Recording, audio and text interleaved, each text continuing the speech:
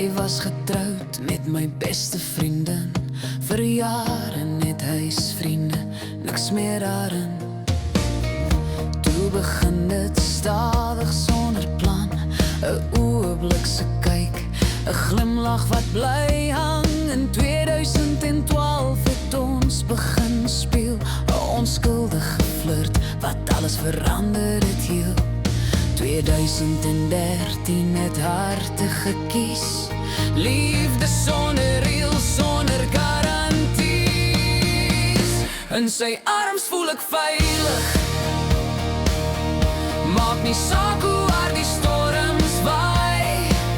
Hy sarde gat stil soms moeilik, maar ek weet hy het my lief, sonder twyfel, sonder spyt. In sy arms is ek thuis, ja, in sy arms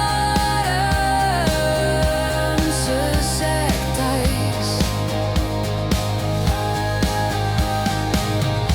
Ons trek samen teen einde 15, bou 'n lewe tussen hoop en pyn. December 16 sê ons ja, met voete wat dans en 'n hart wat wag. Hy kan bier drink op 'n Saterdag, en vakansies raak soms bietjie lank. Hy vat nie altyd my kant, dis waar, en sy stiltes maak my soms naar. As WhatsApp stil bly, kook my bloed, maar ek weet tog diep binne hy bedoel dit goed. In sy arms voel ek veilig, selfs as ek kwaad is, selfs as ek breek. Hy wys nie maklik emosies, maar sy dade praat harder as woorde wat hy nooit sê. In sy arms is ek thuis, ja, in sy arms is ek thuis,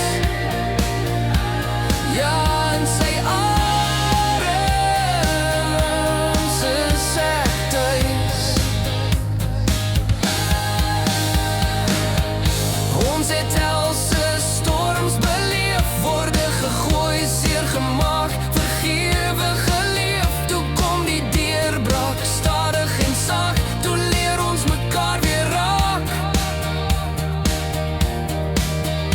Hy vergewe maklik, gee sonder om te vra, respek vir die wat hom reg behandel, elke dag 'n oop hand vir wie swaar kry. En my kind, ja, hy respekteer my kind, daarvoor sal ek bly.